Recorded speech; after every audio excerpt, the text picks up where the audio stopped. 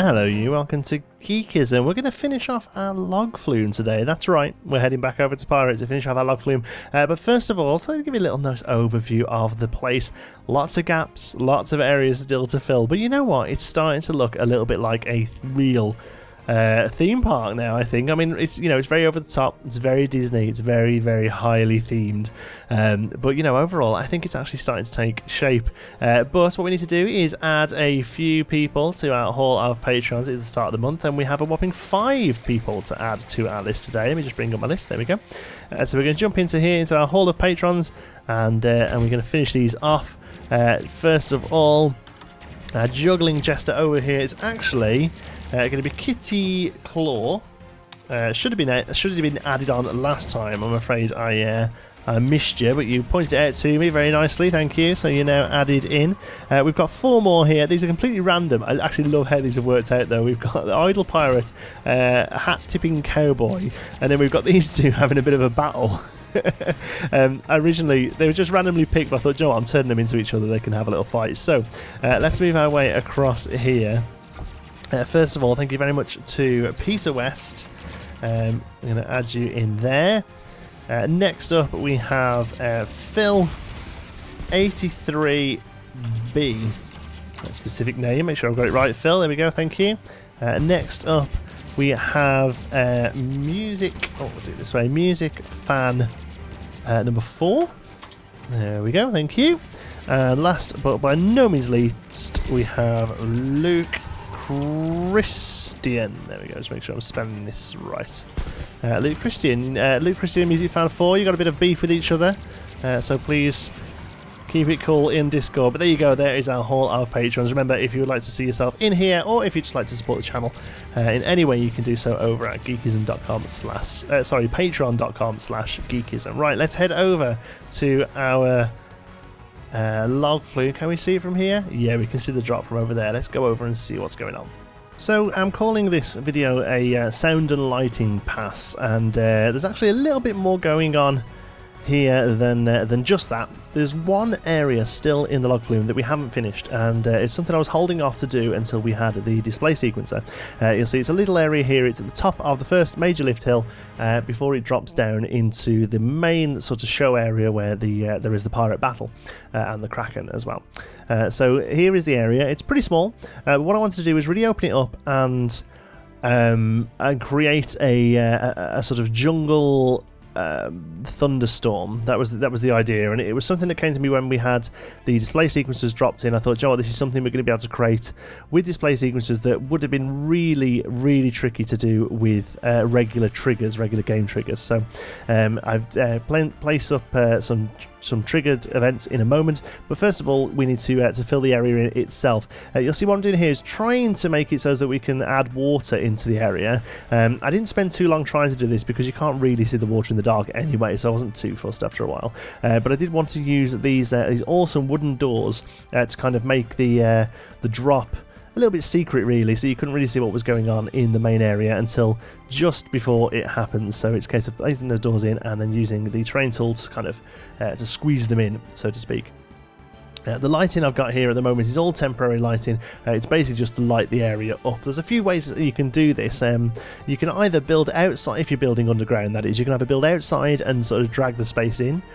You can build and then sort of build the ceiling over the top with terrain afterwards, or you can do this where you just build the cave to be the size you want it to and then light it up with loads of floods and get rid of them when you're done, which is what we've done here. So the theming is going to be really quite light in here. The main sort of theme or interest in this area is going to be the thunderstorm itself, and it's just a really quite simple technique. Actually, you'll actually see me using the display sequencer, and that's something I didn't do with the fireworks, was have a time-lapse display sequencer, because that was genuinely like probably close to 30 hours sitting there with the display sequencer, whereas here it's only about, I think probably about half an hour, 45 minutes I spent with it. So I felt like it was acceptable to show the time lapse of it as well. And I'll talk a little bit about my sort of feelings with of the display sequencer when we get to that point anyway as well.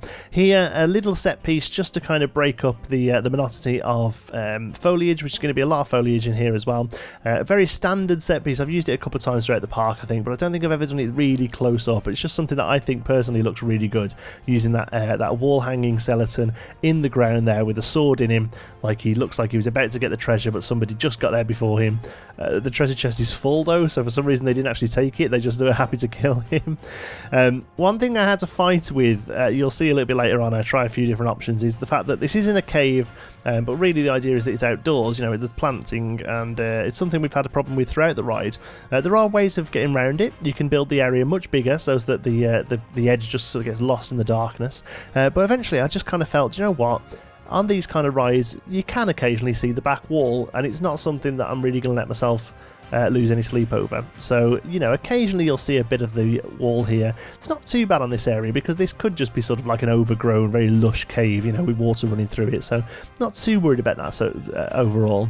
But yeah, there's a few other areas where you just get a glimpse of the wall in the background if you're really paying attention. But you know what? If you're really paying attention on these kind of rides in real life, you will catch a little bit of a fire exit occasionally, or some steps down and things like that. So overall, I wasn't too worried about that. It's a case of using lots of different foliage here as well, not just the sort of piratey themed foliage that we've been using everywhere else with the palms and the banana leaf and things like that. Using lots of trees and bushes to really fill the area out. I wanted this to feel like a really dense forest. That was the idea here. Real dense jungle space with that's very often having huge storms going on in it. So we've got like bits of boat here that are just hanging out, that they've sort of landed in after crashing in storms and things like that. So that was kind of the idea here. And using a little bit of rock work, not too much though, it's kind of just to sort of fill in gaps here, the rock work really. Oh sorry, I knocked the microphone then, hopefully you didn't hear that. But yeah, a little bit of rock work using those tropical rocks just to kind of break up the wall there, and occasionally, look, even throwing the odd conifer in there. That, thematically is not a correct plant to use there, but it's a small space, just kind of felt right. And overall, like I say, that the foliage is so dense that those little things just kind of all flow together in the end. So here with the doorway, I didn't want the doorway just to open out into trees and stuff, so I thought we'll build a little dock here, and it kind of makes sense to have the doorway there, even though the doorway actually opens out into a outdoor area. I thought it kind of makes sense that it looked, maybe you thought you were going to go into a dock, into a harbour or something, but actually there's a huge drop here now as well. I couldn't get the water in, like I said before, so instead I used a couple of these fountain bases just to give it a little bit of water presence. But in all honesty, when the lights are removed, then the ride is dark. You can't even see the water anyway. It's one of the slight issues with the special effects engine within the game is that water and lighting do just not play nice at all. Water is basically black when it's dark. The water itself goes very dark. Any fountains you use are very, very dark as well. You'll see in the main area there, the pirate battle, there are some sort of water explosion, water splashes. The idea of with cannons going into the water, but unfortunately you just can't see them when the area is dark. So I actually go back and place a couple of real explosions just in the water, just so there's that slight movement in the water. There's that bit of colour and a bit of movement. So here we're just sort of capping the area off with a little bit of detailing, like I say, make it look a little bit like a dock, and use these awesome Tiki Lights. I wanted this area to be relatively dark, really only sort of lighting up with the thunder itself, or thunder and lightning, I should say. But then obviously these set pieces, there still needs to be enough light that they're going to be seen, so we just use these Tiki torches. They're one of the dimmest lights in the game, so but they also work relatively well thematically as well, so I'm quite happy using them here. And then we're placing a couple of the pirates there, one of them looking with a spyglass. I'm not too sure what he thinks he's going to see. But again, on the other side here, we'll use a little bit of water. Again, you can't really see it. I know it's there though, which makes me feel better. And also the dock wouldn't just go straight into foliage there. So, there should be a little bit of dead space where the dock ends and the foliage begins. Excuse me. Oh, sorry about that. Right, so now we remove all of the sort of working lights, so to speak. I maybe place a couple more plants. I apologise for this. I know this looks awful on YouTube. YouTube compresses the hell out of anything too dark. So now we do a little bit of P lighting, a little bit of permanent lighting. These things are always on, and it just kind of lights up the little areas there. I want to make sure that the animatronics are viewable and seeable. I love these oil lamps. They get this lovely orangey sort of glow they give to them.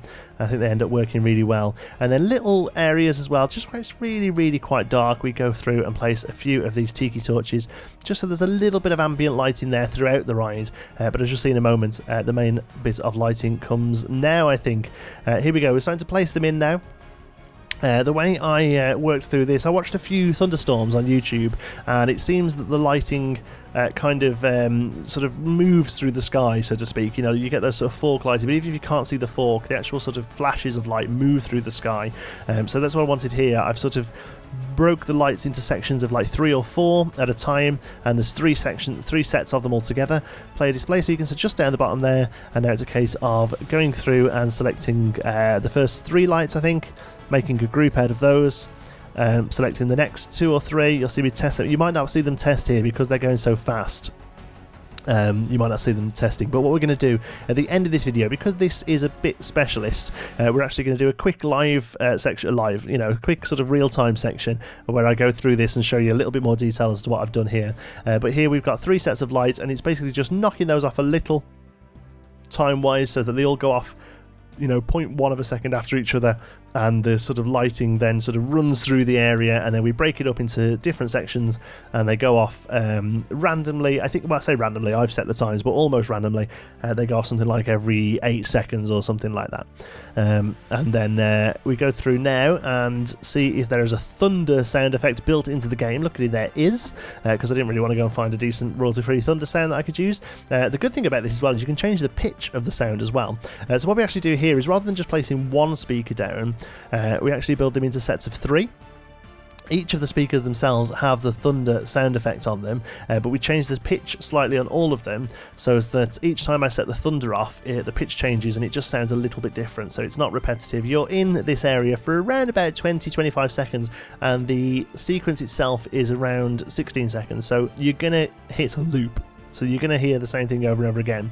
So here, with this pitch alteration, I can just make it so that every sort of third one sounds very different. Chances are you're only going to hear 4 or 5. So I don't think you're going to make that connection and realise that it's a looping sound effect, so to speak. It should hopefully look completely random.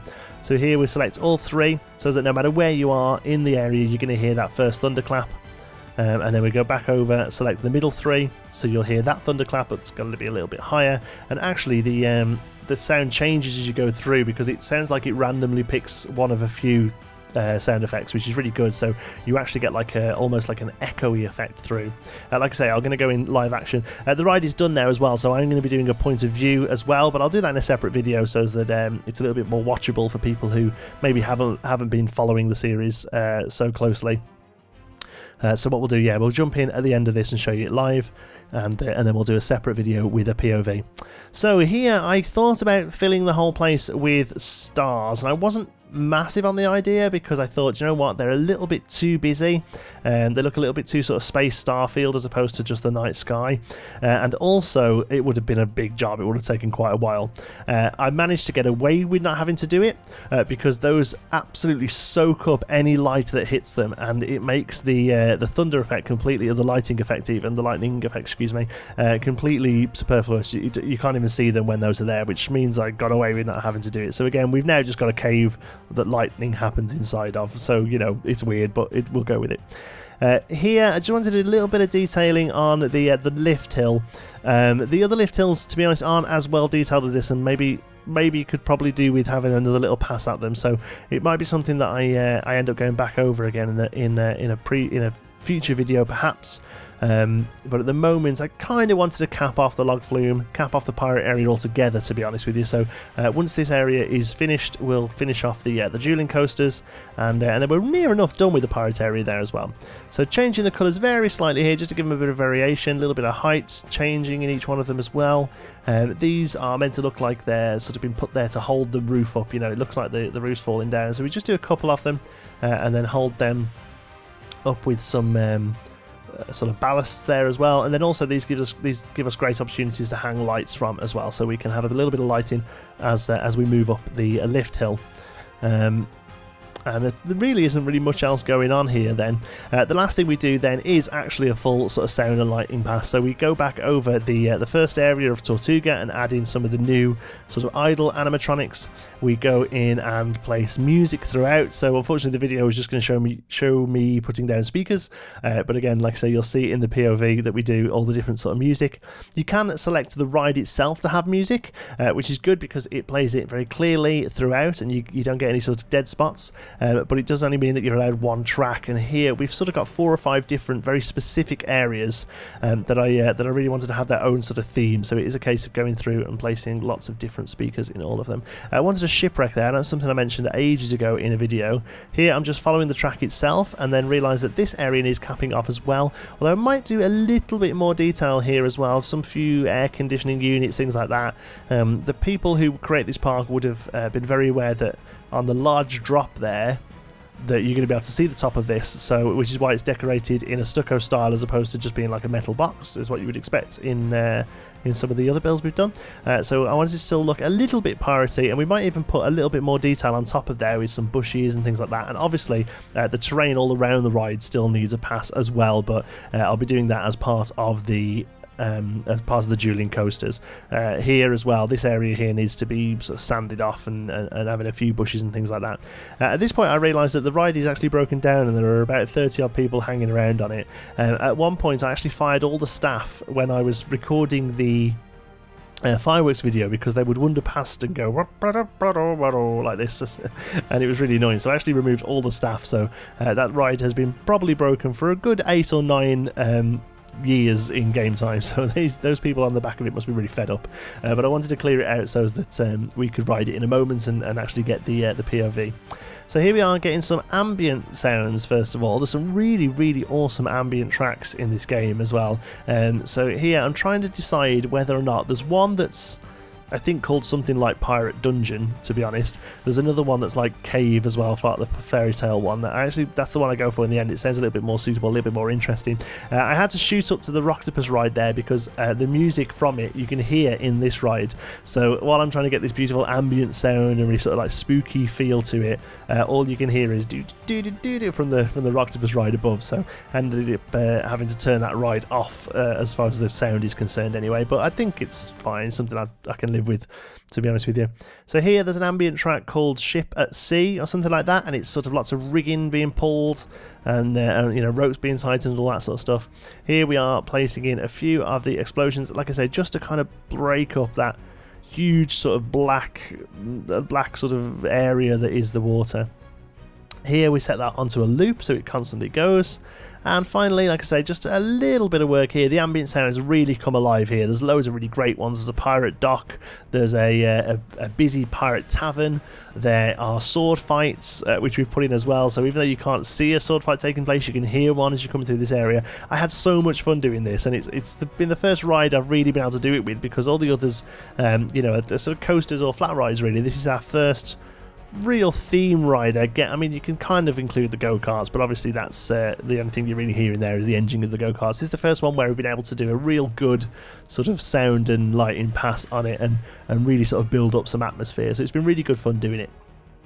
Here I'm using one of the pirate tracks in the game. They're all really good, so I was more than happy to use them. We've even squeezed the Ballad of Tentafu in there somewhere. You'll have to see if you can spot it on the POV.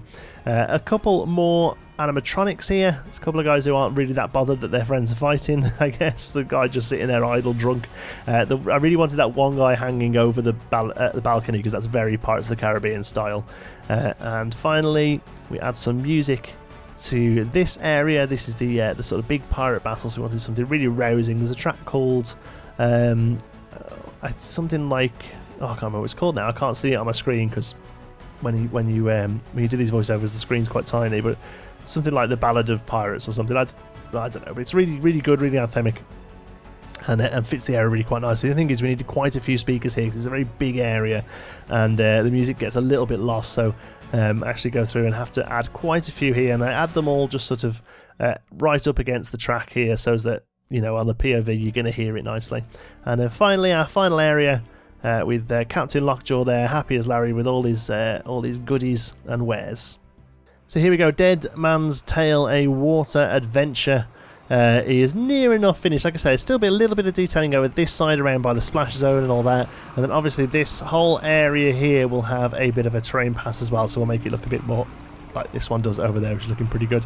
And probably a little bit more detail on the front of the building, but that'll come in a general sort of fill in the gaps video that we do probably after we've finished off the dueling coasters over there. Anyway, we come on in. We've got entrance and exit, so the entrance takes us in this side into our interior queue line. Quite simple stuff, and you know, it's all closed in, so I'm quite happy with that. Then once you've set off on the ride and the skull has told you to go on your way, we move into here. So I'll turn this up so you can hear it. You'll now hear some piracy music, you'll hear sword fights, you'll hear people chatting away to each other. It kind of depends on which angle you're looking at. When you're on the ride yourself, you actually hear quite a lot of it, which is pretty good. We'll come under here, has a new animatronic up there, just checking down on you. And then we come through, and in the video we changed this from Pirate Cove to Thunder Cove. Thar be danger. Somebody pointed that out ages ago, that should be thar and not there. So thanks for that. And then we head up our first major lift hill, which takes us into the Thunder area. And you'll see here, it's on a loop. Oh, what a good timing was that. There you go. So you'll see now that they're linked up, Thunder and Lightning. There is somewhere, there is an odd speaker. There is a Planet Coaster speaker somewhere. Is it the display sequencer itself? Yes, it is. So that needs to be turned off. No music in here. There we go. I wonder where that was. So here, we'll just have a look at the Thunder and Lightning.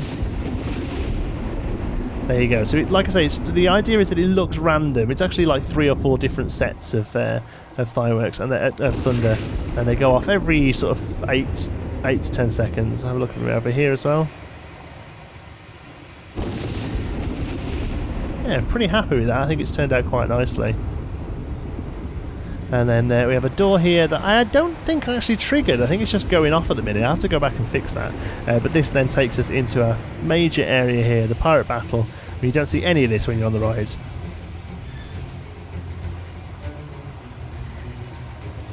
There we go. And we've got some piracy music. Explosions going off. There are sound effects as well. You can't really hear them, to be honest.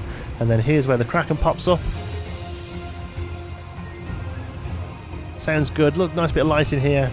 Takes us up into our second major lift hill. Again, this lift hill probably needs a little bit of work here. It's a little bit low ceiling and a little bit more detail would be nice.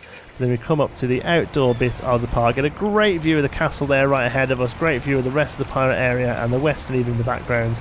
Look at that. How good for a view before we dive right down into our final sort of section.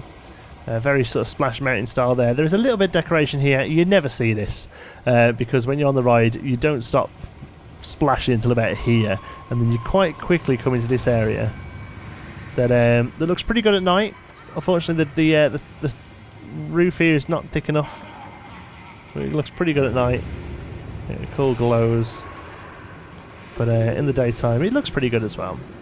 Brings us around there, little spooky section there before our tiny little lift hill that brings us into the final area, which is Captain Lockjaw there with all these goodies. I'm very happy he's about it as well. Yeah, look at that. I've got all my loot. And then you get off and brings us back around to the end. There you go. So that's what it looks like. Like I say, I'll do a proper POV, like a cinematic POV as well, but I hope you've enjoyed it. Thank you so much for watching. If you have enjoyed it, please give us a like. It really does help at the channel. And if you're not already, don't forget to subscribe. Any thoughts, queries, or suggestions, you can pop them down in the comments. If you fancy chat, you can find me on Twitter. I'm at Jonty Sparrow. And don't forget to join in with our Geekism community over on Discord. You'll find the link in the description. There we go. There is the Dead Man's Tale near enough finished. Like I say, we'll do a little bit of work on the outside as part of a larger sort of capping off the area video. But there we go. We've finally done the log flume. Thanks for bearing with me. I'll see you in the next one.